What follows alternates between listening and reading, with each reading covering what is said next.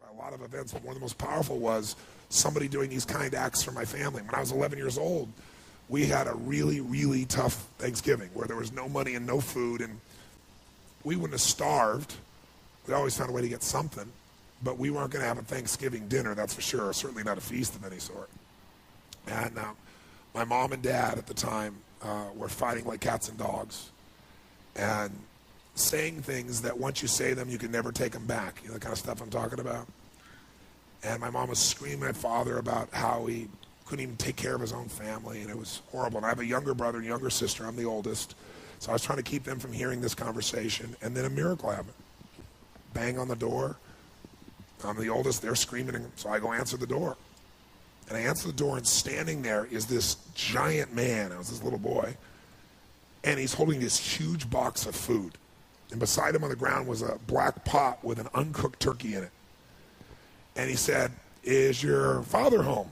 And I said, "Just one moment."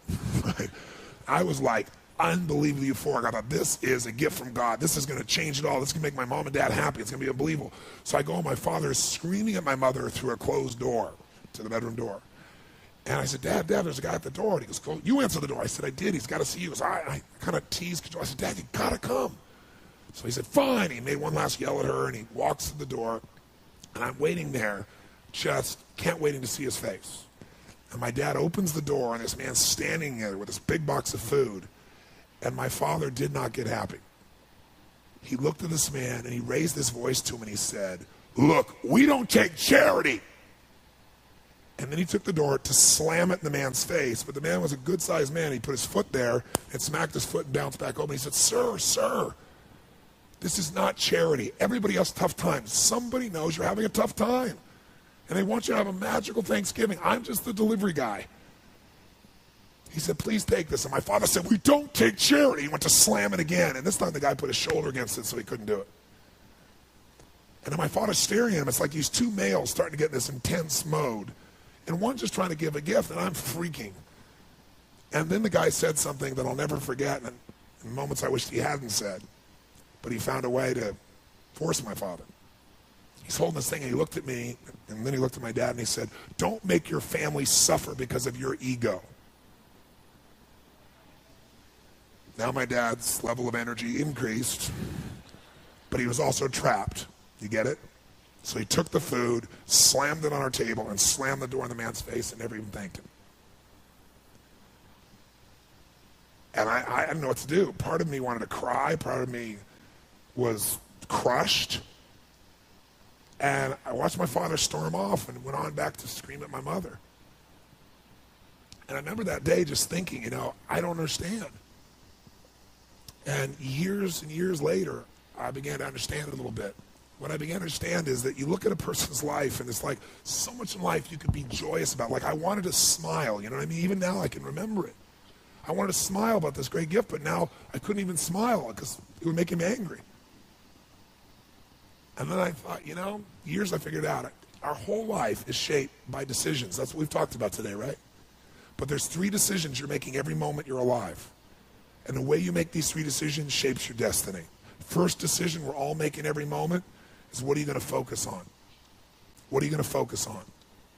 And, I realized that my father's life and my life ended up very different because we made that day 3 decisions very differently. He decided to focus on the fact that he has not fed his family. And the second question you got to decide, every moment you're alive, and including this moment, what are you going to focus on? The second question is, as you're focusing on, what does this mean? What does it mean? And the bottom line on meaning is, if you think about it, you get to make up the meaning, and most people pick the worst one, don't they? That day, my father decided to focus on the fact he hadn't fed his family, and I know what meaning he gave because he said it out loud over and over again, that he was worthless because he had not taken care of his family. And then the final and most important decision you make every moment you're alive, what am I going to do? What am I going to do? And I'll tell you what he decided to do. He decided to leave our family shortly thereafter, which at the time was the worst experience of my life. It was the most crushing experience I felt. It's been so many years now, I don't have the same feelings. And part of it is 3 years ago he passed away. But at the time, I knew no greater pain. My family knew no greater pain. I couldn't understand why he would leave. I loved him so much. And my life turned out very different than him. I was the only one to go at his funeral. No one else in the family would go. Nobody wanted to be part of it. He died alone of a disease called connective tissue disorder. And I can tell you, right before his death, he got the lesson because he looked at me and he said, son, he said, I was a bastard. I didn't connect with anybody, and look what I'm dying of. It's unbelievable. So that same day, I made 3 different decisions. I decided to focus on the fact there was food. What a concept. I like that. But what changed my life was the meaning I gave it. I decided that day that what this means is that strangers care. And if strangers care about me and my family, I decided what I was going to do is I was going to care about strangers. And that completely changed my life. I promised myself someday I'd do well enough to do this for other families like was done for me. And I didn't wait till I was, wealthy to do it. I did my first one when I was 17. I remembered I was 17, I had my own car, I had some money, and I decided to go on the greatest shopping spree of my life at that point. I decided I was going to go shop for 2 families for Thanksgiving, and I was going to go do for families what was done for me so many years before. It was the most euphoric experience. I took 2 baskets, I went to the manager of the place, and I told him what I was going to do, and I said, I want you to give me a discount, you be my partner, give me 10%, cheap bastard. Right? But it was so cool. I got 2 of everything, right? Because I wanted to get enough food for a family for 2 or 3 days and have an unbelievable feast. Then I called this church in the barrio area, and I said, listen, I want to go take care of some families that are too proud to come to the church and get food. So they might suffer. Can you recommend some families? And they gave me 2 families. So then I wrote a note because I thought, you know what? I'm going to put on old jeans and a T-shirt, and I'm going to deliver this. I'm not going to get the acknowledgement, but I do want to see their faces, right? So all goes the delivery boy, which is easy. I look like one. But I wrote this note, and I don't want him to get upset like my father did. So I wrote this note, and I said, this is a gift from a friend. Please know that you're loved. I want you to have an extraordinary Thanksgiving. You deserve it. Please accept this gift. And then I put under it, I said, if you can, someday do well enough to do this for one other family and pass on the gift. And I put love a friend. And then I realized I was going to an area that was more Latino, and I don't speak Spanish, so I thought, I got a friend to write on the back in Spanish so I could flip it around if there was a challenge. So I got one of my buddy's old vans, because I need a little room, put all the groceries in, and I drove to this house. And it was not what I expected, it was more. I got to this house, and I got 2 bags of groceries, and I banged on the door. Door opened, and this woman about this tall, right, stares up at me like this, right? And I said, hi. And it was very obvious she didn't speak any English, and she let out a scream when she saw the food. And by the way, this woman had 5 children and a husband. What I didn't know is the husband had left her 3 days before with no money, no food, and 5 kids. So I got these bags. So she screamed, and she grabbed me and started pulling my neck and like kissing me, right? And I said, no. I said, I'm the delivery boy. And she didn't understand a word I was saying. So I reached in my pocket and I gave her the note, flipped it over. She read it in Spanish, and then she started to bawl. So then she came and started kissing me again. I said, no, I'm the delivery boy. I'm, trying to show her. And she goes, no, gift from God. I said, I'm trying not to bawl. So I'm like, where do I put this? And I'm doing everything to hold it together, like smiling, but I want to cry. And she just pointed. It wasn't a big house. It's like a room. So I went over and I put the stuff on there. And just as I'm trying to put stuff on there, I hear these screams. And all of a sudden, bam, bam. 2 boys hit me, one leg, then the other. These 2 little guys just tackle me, right? When they saw the food, they went crazy. When I saw the pumpkin pie, it was over. So I said, come out with me. And so they came out, and we kept bringing these groceries in. And I'm telling you, it was like, I don't know how to describe it. It was the most euphoric, fun, passionate, loving. It was like they're my little brothers, And so we brought all stuff in, and they were laughing, and they were lit up. And then, I'd done it all, and it was time to go, and I didn't want to go, and they didn't want me to go. This one little boy just wouldn't let go of my leg, and he just kept looking up to me and hugging me, and I was like, but I had to go make the other delivery. So I turned to this woman, I said, I've got to go, And she said, okay, whatever her language was. I didn't know what it was, but I knew it meant okay, right? So I went to go leave, and then she grabbed my arm, and she started to have tears in her eyes. And I said, I wanted to say, Happy Thanksgiving, but I didn't know Spanish, so I went, Feliz Navidad. Figured it was close, you know. And she started she went from crying to laughing, right? And then she grabbed and gave me this big hug, and the kids gave me these hugs. And I remember I got out and I walked off, and they were all standing on the porch. And I got in this little van, and I drove it out and I turned it around. And as I went to turn it around, I looked in the rearview mirror, and I was feeling all this emotion building in my body. And I looked in the mirror, and I saw Mama standing in the porch with her kids, all the kids smiling. Mama sitting there crying hysterically and smiling from ear to ear. And I couldn't keep it together. I was right there, stopped in the street, and I started bawling uncontrollably. And I remember just thinking, this is a beautiful thing. Why is this making me cry? And, why is this a great thing? Why am I so emotional about this? And then I got it. I realized in that moment that the worst day of my life, my father leaving, had actually been the best day of my life. Because if I hadn't had that experience, I wouldn't be here today. And now because of that, I get to live this life. And I have the desire and the drive and the want to give in this way. And so I've really realized that the worst day was the best day, that was God's gift. The gift wouldn't have been there if he would have stayed. There's an old country song that says, "Thank God for unanswered prayers." It's a story about this man who wants his prayer and finds out later on it wasn't fulfilled, right?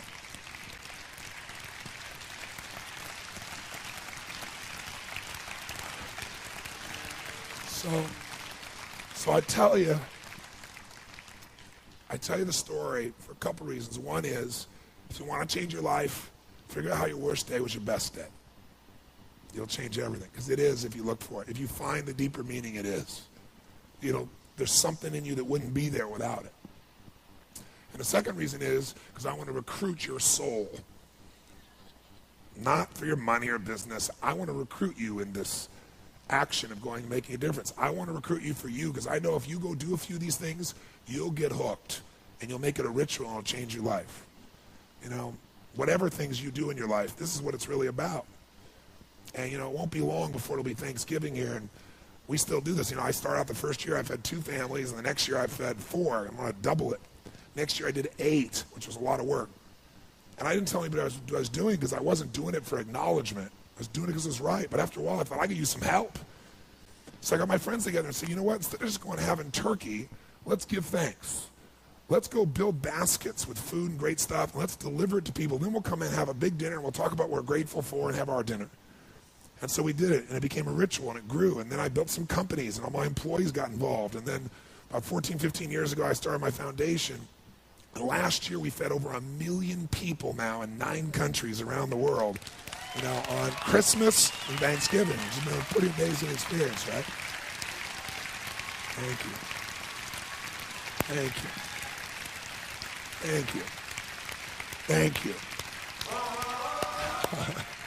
Thank you. So I thank you for your applause. I wasn't telling you for that reason. I want to recruit you. And you can give your money, but I'd much prefer if you would just go deliver the food. Because I'll tell you what's great. You'll be changed by that. It's easy to give money. But when you enter an environment and you give, you don't give as the giver. You go as the delivery person, but you're really the one that made it. It'll absolutely change your life. If you're going to change an area, you do 3 things. Number 1, you focus on it and you get clear and compelling vision for what you want. If your body's not where you want it to be, I tell you there's one simple reason. It's not your focus. No, I focus on it. I focus all the time on how fat I am. No.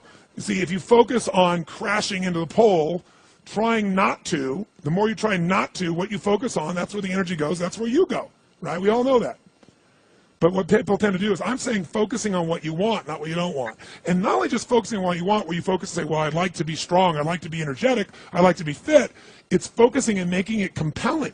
If your only reason you're focusing on it is like, well, I need to lose some weight because I feel fat, versus I want the energy to burn, because with that I'll have more passion, more aliveness, I'll be able to impact my children.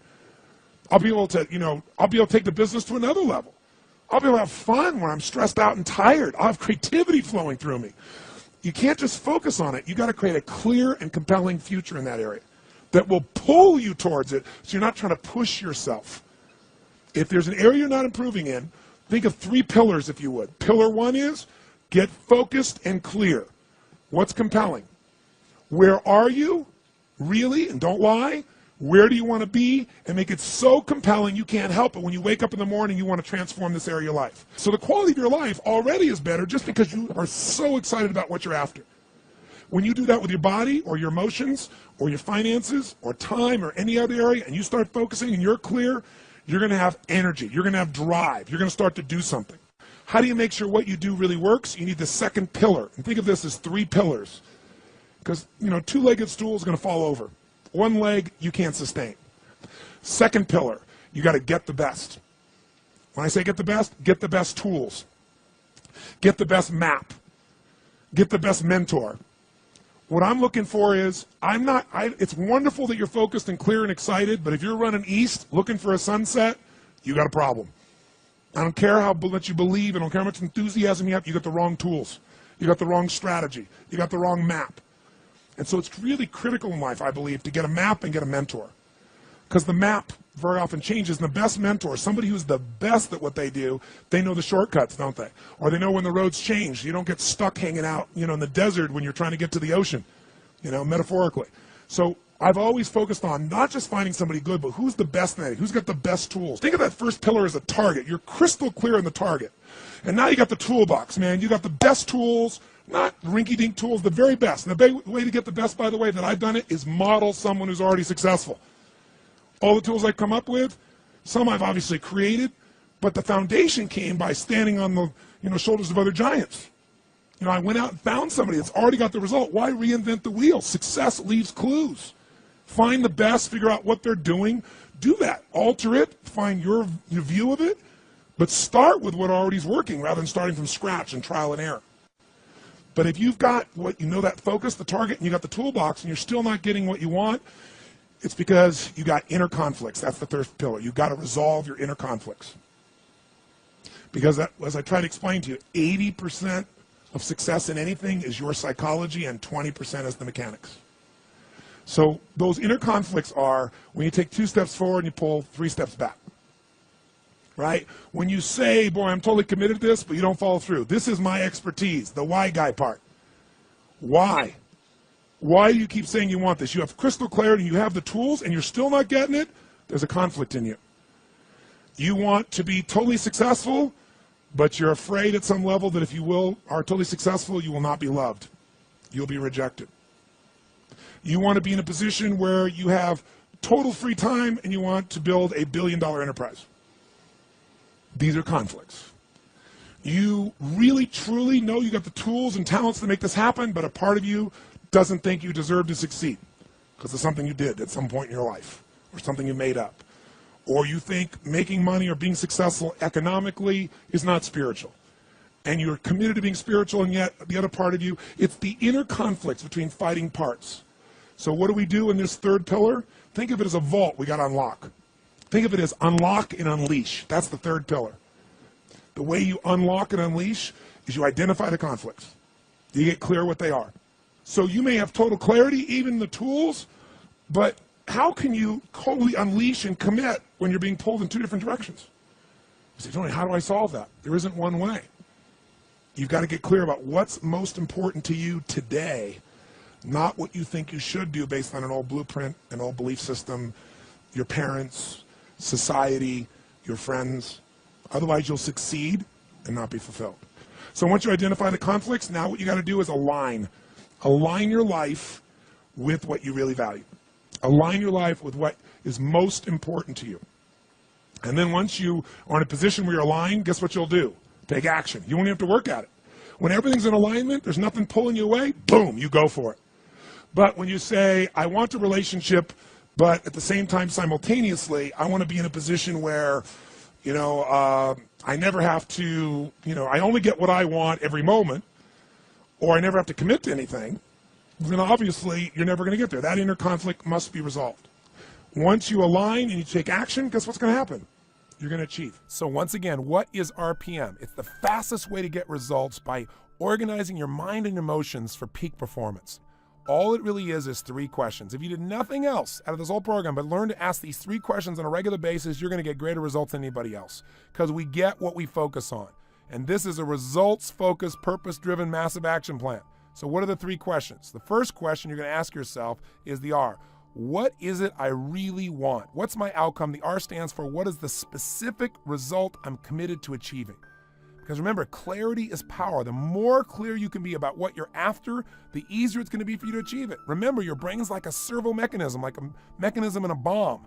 If the target moves and the bomb knows exactly what it's after, it will adjust its path. It'll change its massive action plan to get there, because it knows what it's really after. It's not busy doing a pre-planned set of actions. Its focus is on the target. So you've got to establish your target. The target is the R. You've got to know what the center of the target is. Where is the victory for you? What is it you really want? What's the outcome? What's the specific result you're after? Now the P again stands for the second question.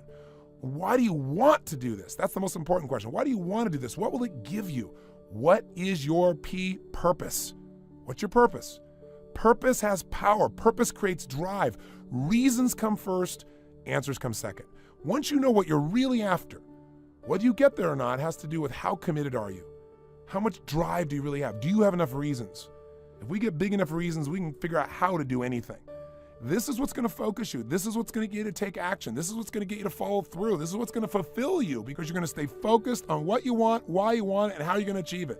And isn't that what RPM is? What do you want? Why do you want it? How are you going to achieve it? That's the essence of the whole thing.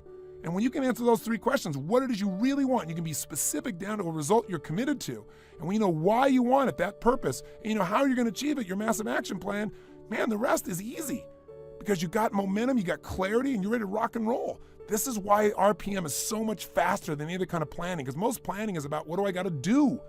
And you know why that's slow? It's not even that the planning process is so slow. It's that there's no juice in it. There's no emotion in it. There's no RPM. There's no power. There's no way to increase the revolution inside of you that makes you want to move forward like you do with an engine when the RPMs are increased. This is the power to speed yourself up, to have more power inside yourself, and to get results more quickly than you ever dreamed possible. You should be chanting in your sleep, RPM, RPM, RPM. You should have an RPM ring, for God's sakes. You should have RPM logoed onto your t-shirts or something if you really want to achieve results. Maybe I'm getting a little out of control, but you know what I mean. You should make this your mantra. What's my RPM? What do I want? What's my result? Why do I want it? How am I going to make this happen? Because those are the questions, not how come I have to do this? Why do I have to do this? You know, I can never do this. How am I ever going to achieve this? Why am I so overwhelmed? These are the wrong questions. RPM questions. What do I want? Why do I want it? How am I going to make it happen? In that order, not how am I going to make this happen? Oh my God. Because then you'll forget what it is you're even after or why you want it.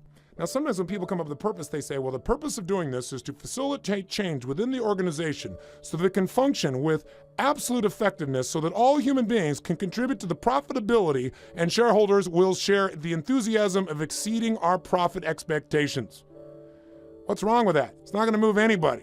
When we took RPM into Hewlett-Packard, one of the things happened is we got to work with some of the best programmers in the world. These guys are the strike team that they send into other countries to figure out how to solve things, put things together. And they're always given tasks that are virtually impossible in the timelines they're given. They're really incredibly bright people. But what happened is they want us to implement RPM because they realized so much of the time people were doing activities that weren't actually producing achievement. They were being involved in things they thought had to be done, but they weren't really necessary to get the results. So in order to get greater results in a shorter time, the company decided, let's bring in Robbins and RPM. So we did. When we first started coming up with why they wanted to do a particular project, the purpose, they came up with these things about the organization and facilitation, and there was like no emotional juice. So what we said to them was, listen, why do you want to do this? Give me some juice here, baby. Tell me, don't give me a 50-cent word, give me an emotional word. And one guy says, to kick butt, to take names, to be the best on earth, so that we can show people what we're really capable of, to create the most incredible system that ever existed in mankind's history. And they all started laughing and they got smiles on their face, and it's like all of a sudden they wanted to work on the project. And just a few minutes earlier, they're going, oh man, I don't know if I want to do this. You know, do we have to do this again? Why do we always have to do it in an impossible time period? When you find your purpose, you find your drive. And your purpose is different for everything. That's why you don't want to just go do some mission statement one time that maybe you read once in a while. Your reason for doing one thing is totally different for your reason for doing another. And we're going to show you how to capture that quickly, efficiently in a system. Right now, it sounds like, just a bunch of questions I'm asking. But I'm going to show you how to do this with precision in a short period of time to get great drive to go towards the outcome you've picked out. And by the way, you know what purpose is? When you have a purpose that you're excited about, that you're passionate about, it ignites your genius. There's a phrase I said years ago, and I really think it's true, and that is passion is the genesis to genius. When you find a purpose that you are passionate about, it's like you get smarter. It's like your brain starts functioning at a different level. All of a sudden, ideas and creativity and concepts you never would have thought of will flow through you just because you're in that passionate place. So don't get caught up in the process where you go, well, I know my outcome. What are my action items? Let me get them down. Let me get them out of my head real fast. No, take the time to do your purpose. That's where the passion is. That's where the genius is. That's where the power is. That is where the fuel is that'll get you to follow through and make these outcomes happen. And the third question, of course, is what specific action do you need to take to achieve this? What massive action will you take in order to achieve this result that you're after? That's the M in RPM. And we want to be specific, not general. We don't want to say, I need to do some research, because that's too general. You don't know where to start. We're going to teach you a system for being very specific. But let me tell you the good thing. You may come up with a huge action list on how to get your outcome. I guarantee you, something you already know is true. And that is 20% of your actions are going to give you 80% of the results. So you don't need to do that whole to-do list. You don't have to spend all your time crossing it off or not making a list because you know you're not going to complete it. We're going to show you how to have more freedom. When you know your outcome, what RPM gives you is options, choices, so many ways to get what you're after instead of being locked into something you've got to do. When no one likes having to do things a certain way. Let's flex. Let's have the freedom to create greater results. That's what we're going to guide you through. Thanks for watching. Please leave a like if you enjoyed and tell me what you think in the comments. Click subscribe channel, because I post new videos every days. Usually. Thanks. I took him golf recently. I thought, I'd never play this game. Old man's game, never do it. But my kids play, so I want to play with them. So I go out, and I do really well. I go out on this one day, and I out-power by my instructor. I'm feeling really proud. The next day, I'm not feeling so proud. I keep putting the ball in the water again. I'm so frustrated. Put down another one. Put down another one. I don't care. I don't care what my score is. Let's do it. And finally, I was getting frustrated. He's going things like, ain't it a bitch? This is golf. And I'm going, bull. I said, you're a terrible instructor. I said, because I should at least be consistent at whatever shitty level I can achieve. I said, I know I'm not Tiger Woods, but I should be able to be consistent, and you're just telling me that it's difficult. Telling me it's difficult is not helping. Tell me what to do. He said, well, actually, you're only a little bit off. I said, could have fooled me. He said, no, you're about a millimeter or two off. I said, you're joking. He said, no, watch this. He said, I didn't teach you this yet. He said, when you approach the ball like this, he said, if you change the angle that you're attacking this just 1 or 2 millimeters, in the very beginning, do you see how that changes the arc? This one, instead of being on the green by 1 millimeter, now you're in the water. 1 millimeter over here, you're in the sand. And he said, and also you're hitting the ground by 1 millimeter sometimes. You're not stroking it, just 1 millimeter. I thought, what a great belief system that when all hell's breaking loose and nothing's working, that you're only 1 millimeter off. Because most people think it's impossible, so they give up. Isn't that true? And in real life, it's true. So 2 days later, I'm going to see one of my clients. I do a lot of coaching, and I have a man who's the top plastic surgeon in the world. He's going through some tough times in aspects of his life. But this is a guy that gets paid by Sultan of Brunei $1 million to fly over and do 3 people's faces. He is the #1 plastic surgeon in the world. He can make anyone who's ugly look spectacularly beautiful. He showed me pictures of a woman who's 84 years old. He made her look 40 and gorgeous, no exaggeration. But you know what? I'm waiting for him in his office, and he's still in surgery. So he's got a new book he's creating to teach other surgeons around the world. And I'm going through, and it's got pictures of, the top 100 supposedly most beautiful women in the world's faces. And then men. I wasn't paying attention to that one. I just kept turning the pages, right? But I noticed something. He's got all these measurements. And he has mathematically calculated what it takes to make someone look gorgeous, man or woman. And it's a few millimeters. Interesting. For example, on a woman, the distance between the top part of your lip and your nose, this little distance, the measurement of that, if you're beautiful, gorgeous, is the same size as your eye. If it's 1 millimeter more, you have an average face. If it's 2 millimeters more, you are butt ugly. Okay. The difference between butt ugly and gorgeous is 2 millimeters. He's got about a dozen of these little 1 or 2 millimeter changes he makes, and it's a different person. It is unbelievable. So a very powerful belief to leave today with would be, nothing's working, I'm 1 millimeter away. What little thing got to change? And when I do, it changes everything. Because I'm heading this direction, I make this little shift. You take that out an hour from now, a day from now, a week from now, a month from now, you have a totally different destination from that direction. But the 1 millimeter change, I'll show you one of them right now. Check this out. Stay in the state of certainty. Some of you lost it. Intensify it, whatever it takes. Intensify. Make your move. Come on. Make your move. Say yes. Say yes. Say yes. Say yes. Now feel that in your body. Don't let go of it. Now watch. Here's the difference between being certain and being uncertain. Did you see that? Certain, uncertain. See if you can find that little spot between the two, where you drop just a little bit of your chest, and you feel it drop, and come back up, and drop it. How many can feel that difference between where you really feel it, now intensify it, and where you dropped it? Is it a tiny difference, yes or no? Yes or no? Now, could you condition yourself to feel great in this state? Yes or no? So what I want you to do is give yourself that opportunity. So the way we're going to do is very simple. We're going to go in a peak state. And then we're going to train ourselves. Because guess what? If you're in this state of certainty, and all hell's breaking loose in your life, people can't figure out, you go, move, I'll handle it. People go, he's so lucky, he's so confident. No. Here's what I've created for my life, and anyone I know has succeeded. I'm a 17-year-old kid from Azusa, California, with no real education other than self-education, with no background, with parents that did their best, all of them, with no money, but I did one thing. I loved people, and I had an enormous demand I made upon myself, and I sculpted my mind and my emotions to get me to do whatever it would take to achieve and to contribute. But to do that, I did it by using my body and changing my focus. I did it by putting myself in a peak physiology and using what I call incantations. Can you train yourself to believe something, yes or no? Absolutely. How many have ever made the fatal mistake of going to Disneyland or Disney World, and while you're there made the fatal mistake of going to a ride called It's a Small World After All? What happens for about a week after you're out of that damn place? You're still singing this thing in your head in 24 languages, right? Well, let me tell you something. How many of you have things when you want to go achieve them and this part of your voice goes, oh, it's not going to happen, or forget it? How many got a voice that sometimes interrupts that good pattern? Say I. And what you want to do is train a new one. So starting when I was 17, I started doing incantations, not affirmations. Affirmation, you go, I'm happy, I'm happy, I'm happy, I'm happy, I'm happy. What's the problem? You haven't changed your what? Your what? Physiology. If you don't change your physiology, you won't get anything. So an incantation is not only you speak it, but you embody what you're saying with all the intensity you can. And you do it with enough repetitions that it sticks in your head. Like It's a Small World, now the conversation in your head is always the same and it gives you what you want. So you use your body and your voice. So 17 years ago, I started doing things. I was working for Jim Rohn, this speaker, and I was 17 years old.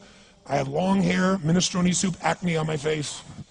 And I was trying to call on Bear Stearns type of people and convince them why they should go to this man's seminar and be more successful. I was driving a 1968 Volkswagen that I had earned at $40 a week as a janitor.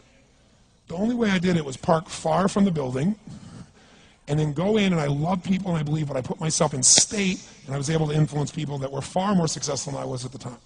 I would do something that I still do backstage and have done for 23 years. Because I don't hope I'm going to be in a good state, I demand it. So I do an incantation using my whole body. I'd say, I now command my subconscious mind to direct me in helping as many people as possible alive today to better their lives by giving me the strength, the emotion, the persuasion, the humor, the brevity, whatever it takes to show these people and get these people to change their lives now. And I would do that literally driving in my Volkswagen to a meeting in LA on the freeway for 40 minutes. People are looking at me, I'm screaming at the top of my lungs. They're going, I know he's a serial killer, I know he is. But by the time I entered that room, when two people meet, if there's rapport, the person who's most certain will always influence the other person. And I was totally certain, and they were trying to get revved up to certainty. Do you agree with this, yes or no? I do another one because I was poor. I changed my mindset. I kept doing things, but I never got beyond it. I'd say God's wealth is circulating in my life. His wealth flows to me in avalanches of abundance. All my needs, desires, and goals are met instantaneously by infinite intelligence, for I'm one with God and God is everything. And I would imagine the abundance of my life, and I would feel so grateful. And a year later, I went from making $38,000 a year to making $1 million a year in 1 year. Because successful people do what failures won't. You follow me on this? You know?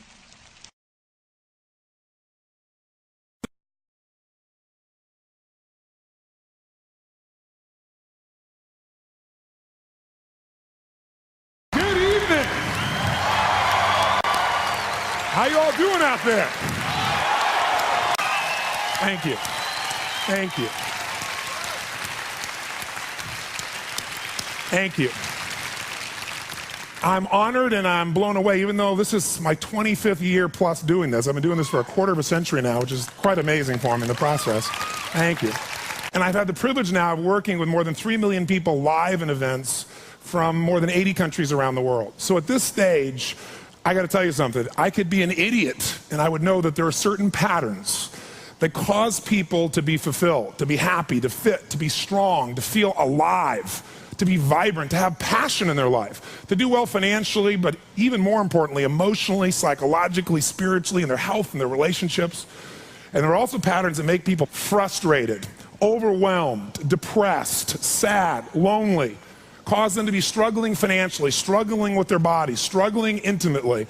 And those patterns, they're not because there's something wrong with somebody, it's because of a pattern that we're doing. And I've spent a quarter of a century of my life basically studying the most successful people in the world and the most challenged, and figuring out what's the fastest way to create a change in basically developing the one thing that all people have in common who succeed. They're leaders. This is a leadership program. Because I don't care what style you are, I don't care if you're a mom, if you're a great mom, you lead your child, you're not led by your child. Or a great dad. If you're a great business person, you're a great salesperson, you're a great negotiator, you're a great anything, you're a great human being. This has been my entire life's obsession. What makes the difference in people's lives? And that leadership component, as I say, doesn't always mean somebody follows you. A leader is somebody who lives life on their terms, that you will never settle for less than you can be or share or give or create. It's not what we get that makes us happy, it's who we become. How we live our life, who we are as a person. People can take away all the things, but who you become, no one can take away. And the problem is most of us are trying to be something we're not. And it isn't so much about change, about changing yourself. The change happens when you be yourself. Know thyself, that's the hard part for most people, and then be thyself. Because most of us in our lives, out of our desire for respect or achievement or love or connection or something, we've been trying to be the way we think we'd have to be in order to get that love, respect, appreciation, whatever it is we've been after at some unconscious level. And we've been doing it so long that we think that this is who we are. Because success without fulfillment is failure. And I can't tell you how many people I work with who are supposedly the best in the world at what they do, and they have more money than they can spend, and they have all these people that love and respect them, and yet they're unhappy inside. Because if you want to know what's really you, where you're going to be alive is when it's really you. And you may even think you know who you are because you've been living a certain way, but I'll tell you how you'll know. You'll feel euphoric, you'll feel strong, you'll feel unlimited, you'll feel free. I have seen, out of 3 million people around this earth in 80 countries, I've seen just about anything you can see, and there are only so many patterns. And what you're going to find underneath all of this behavior is we have the same needs. There are 6 human needs we're going to review tonight. When you understand what those needs are and which ones you're focusing on, you start to understand why people do the crazy things they do, including you and I. And you begin to understand, hey, there might be a better way to meet my needs, and I don't have to get caught up in this game of stress and frustration and upset, or I could really help this person I care about, because I could see what's really going on. Part of what we want to accomplish here as leaders is we want to become practical psychologists.